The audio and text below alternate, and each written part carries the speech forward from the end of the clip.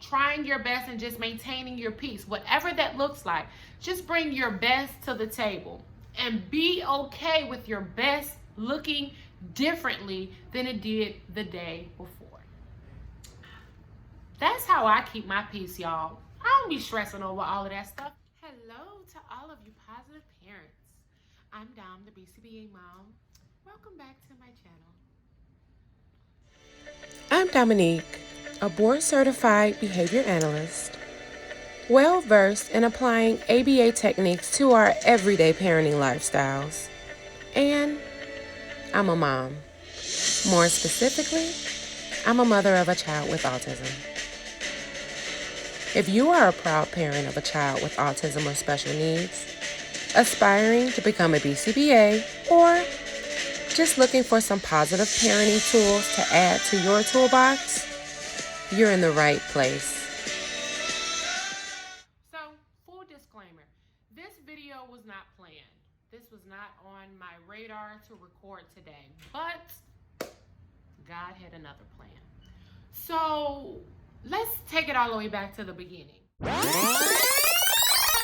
Back in December, I was asked to speak at a conference by Bishop Sappho, and it was a PT Man conference. And he specifically asked me to speak on how to find your joy during the Christmas holiday. And I was so confused when he asked me, because I'm like, that's silly. Why do you need to find your joy during Christmas? It's the most wonderful time of year. It's the world full of rainbows and unicorns and sparkling dust. Life was good. So for him to ask me to research a topic like how to find joy during the holidays, I was baffled. Isn't everyone happy during the holidays? So I did it, and it went really, really well. But I think that was preparation. I think that was God preparing me to speak not how to find your joy during Christmas, how to find your joy during a pandemic. So fast forward to last night. Last night, I got a comment from a new subscriber. Shout out to all of my new subscribers, but one subscriber particularly. I think her name is Lord Praise the. That's a blessing right there. So she went back to one of my old videos. This video only got 23 views. And I was okay with that because it's like, whatever. It's like a throwaway video. She went back out of all the videos that are there. And there are about 20 videos now in my archive. She found that video. She watched it all the way through. She commented, I needed this. I woke up this morning and I saw it. And that was my confirmation that these tips needed to be applied to the pandemic. We are positive parents, right? We are business women, bosses. We are aspiring BCBAs. We are out here changing the world. Who is addressing our peace? Who is addressing our joy? Who is addressing our sadness if we are dealing with that right now? So this video, I promise you, y'all, this was not my agenda, but I feel like this was governed by God. These are 3 ABA tips on how to fix your focus on peace during the pandemic. Number 1, you want to withhold your attention from negativity. In behavior analysis, we call that an extinction procedure. And with the pandemic, there are some things that we do need to pay attention to. We need to pay attention to the CDC rules and the regulations, our distancing from each other, our physical distance, making sure that we're not touching We need to pay attention to e-learning and teaching our kids during this time. But there are some things that we really need to withhold our attention from. There are some things that we just give too much energy to. Whatever it is that is causing you to stress out, whatever it is that's increasing your worry, increasing your anxiety, we need to turn our attention away from that. We are withholding our attention from that. Literally, if I watched the news for too long, you would see me sitting like this, probably rocking back and forth because I don't want to touch anything and I don't want anybody to touch me. Some of the things that we are listening to right now, some of the things that we are fixing our focus on, some of the things that we are paying attention to it's heightening the fear, it's heightening the anxiety, it's heightening the worry, it's messing with your mental health. So we can withhold our attention, but what about our tongue? What are we speaking mostly about? What is coming out of our children? We're supposed to be doing that at work. Now, why do you take out the trash? Why is all this stuff on the floor? Why does my house look a mess? Why do you jump on the couch? What is coming out of your mouth? What are you speaking into existence? What are you speaking into the world? What are you speaking into your children right now? And think about it. Can we withhold those words? Those who love to talk will reap the consequences. So there are consequences to everything. Everything that comes out of your mouth, there will be a consequence. If I'm speaking words of positivity, hey Christian, you are an awesome rock star. Keep up the good work. What is the consequence of that? Now he is going through this pandemic knowing I'm still a rock star. I'm still great at school. I'm still loved by my parents. What is coming out of your mouth? Can we withhold the negativity from our tongue as well? Another one of my favorite scriptures about the tongue, it says, don't use foul or abusive language. Let everything you say be good and helpful, so that your words will be an encouragement to those who hear them. So we have to be intentional with withholding all of the negative words that are coming from our mouths, and we want to replace them with something that is bringing life into the people that we love. All of those voices that are saying, we're never getting out of this. All of those voices that are saying, go outside and spend your stimulus check and pop off and have fun. What happened if we just ignore all of those voices? That's what extinction is. We're going to ignore what we do not want to see more of. So which brings me to number 2, you have to find a replacement behavior. Okay? So anytime that I am formulating a behavior plan, of course we're going to identify what the target behaviors are. Oh, my kid is screaming. Oh, my kid is tantruming. Oh, my kid is... Okay, we've identified the behaviors that we want to see less of. Those are the behaviors that we're placing on extinction, or we're just going to ignore them when they occur. But don't just stop there, okay? We can't just go and ignore the world, okay? We have to then find a replacement behavior. What are we going to do now? After we stop saturating ourselves with things that are bringing us fear, after we stop saturating our minds and our thoughts with all of this toxicity and negativity, what are we going to do? We need to replace it with more proactive, positive activities that bring us joy.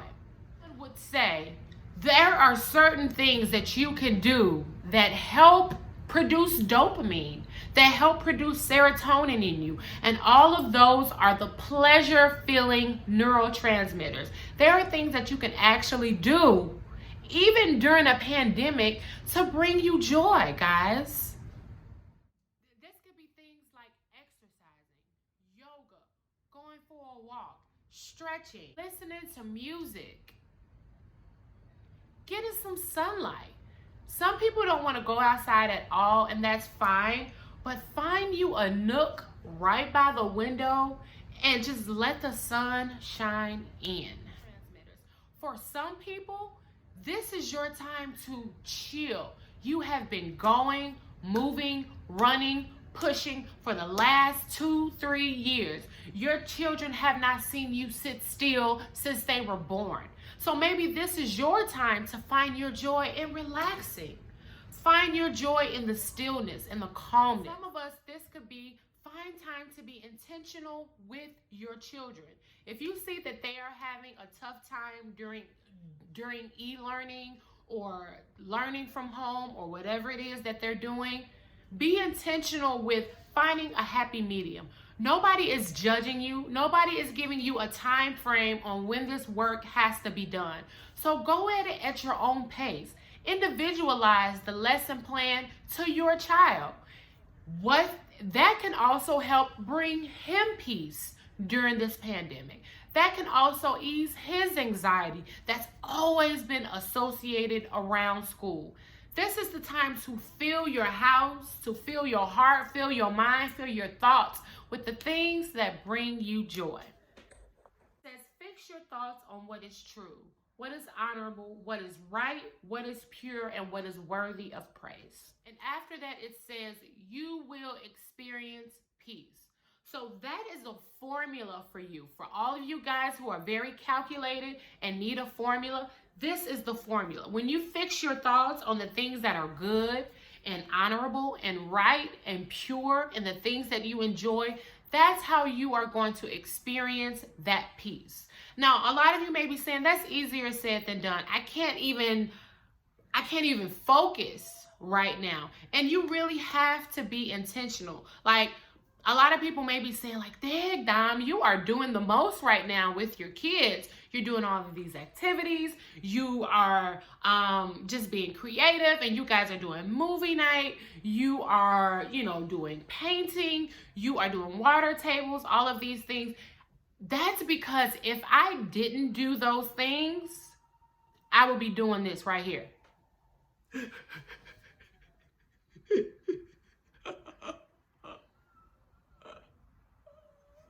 So when things are going well, when your kids are doing what they're supposed to do, when your husband is showing you affection, or when people just leave you alone when you need a break, whatever joy looks like to you, when that happens, in the moment that it happens, you want to provide lots and lots of positive reinforcement. Good job! Love how you're staying on task. Guys, wow, you really cleaned your room. That was awesome. You see how that's different from, well, finally your room is clean? That's staying in negativity instead of choosing to find the good in every situation.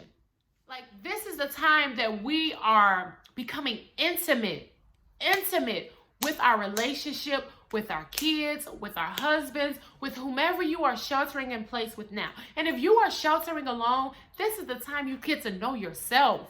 Become intimate with yourself and the things that bring you joy. Advocate for yourself. People are losing loved ones left and right. And for the Black community, it is hitting us differently. I need you to hear me. For the Black community, it is hitting us differently. So you want to take every opportunity that we have right now to speak life into your children, speak life into your family members, speak life into yourself. Take these opportunities to provide some positive reinforcement. To place negativity, honestly, I ain't about that negativity right now. I am about finding and maintaining my joy. Number 3, and the most important, is we want to figure out why. In behavior analysis, we call that identifying the function, right?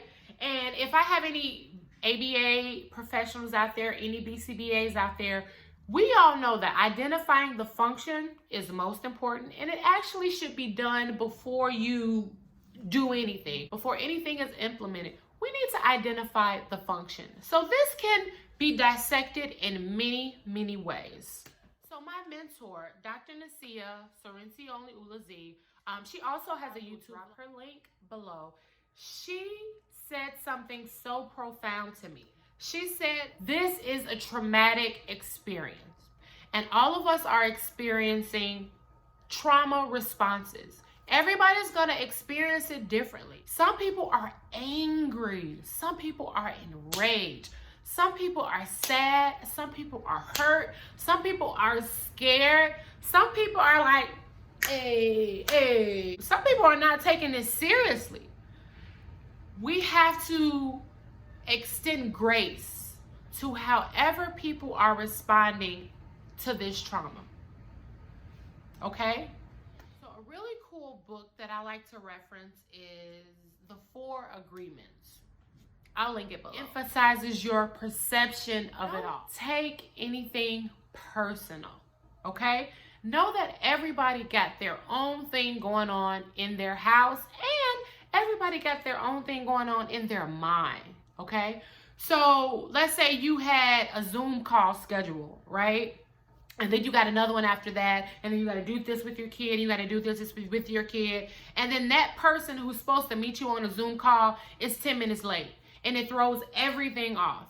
Instead of getting on the screen and saying, You're wasting my time. You're not on the screen. I really don't want to be here.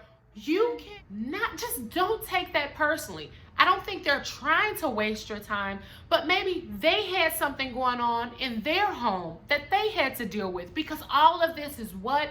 The new normal. So just extend some grace to this transition.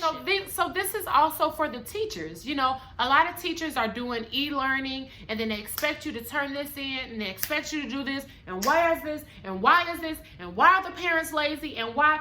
And it's like, understand that everybody is going through something. So please don't take it personal. Don't make assumptions. Have the courage to act. So I noticed that every time I called you, you send me the voicemail. I don't want to assume. Is everything okay?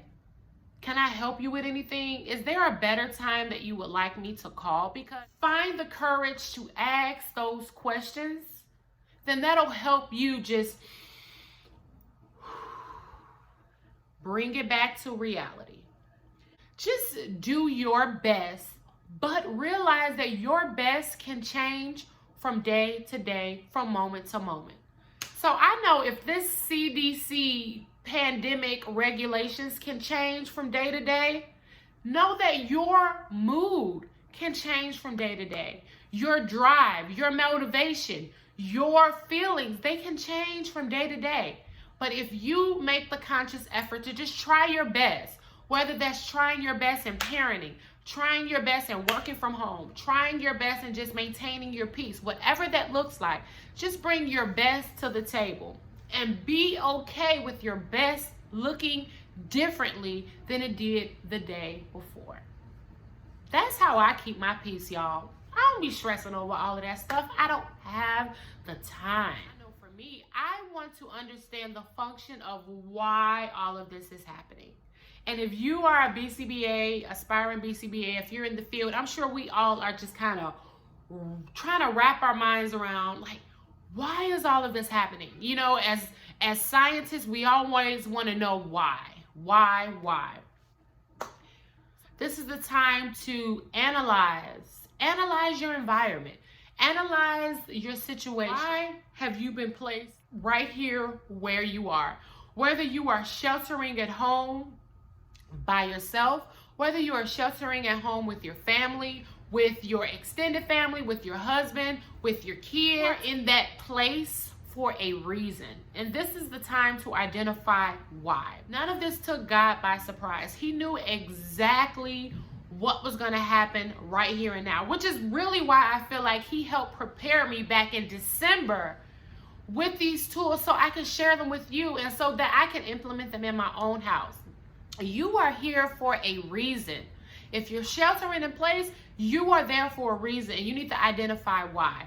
If you are working, if you are a front line, if you're in the hospitals, if you are a post office worker, you are there for a reason. You need to identify what your purpose is.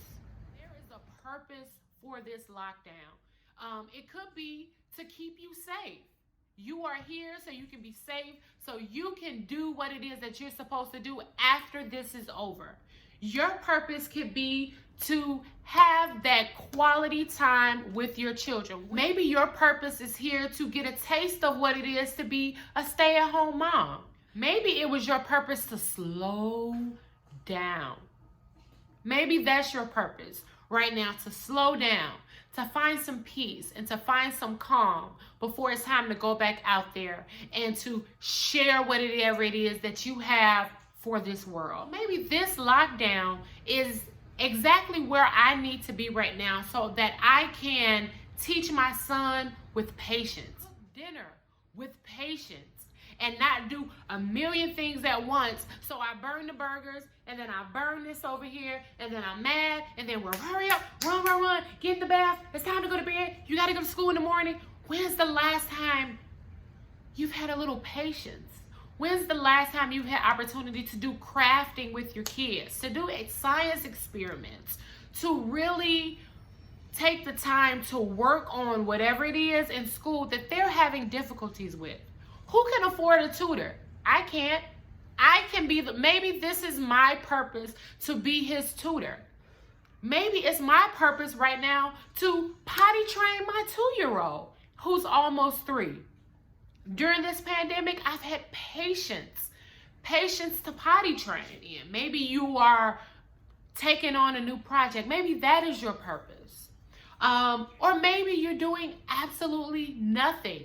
It's okay if you're not becoming an entrepreneur right now. It's okay if you're not creating a podcast. It's okay. It's okay. Maybe your purpose right now is to just spend some time with God. Spend some time hearing what is the next step for you.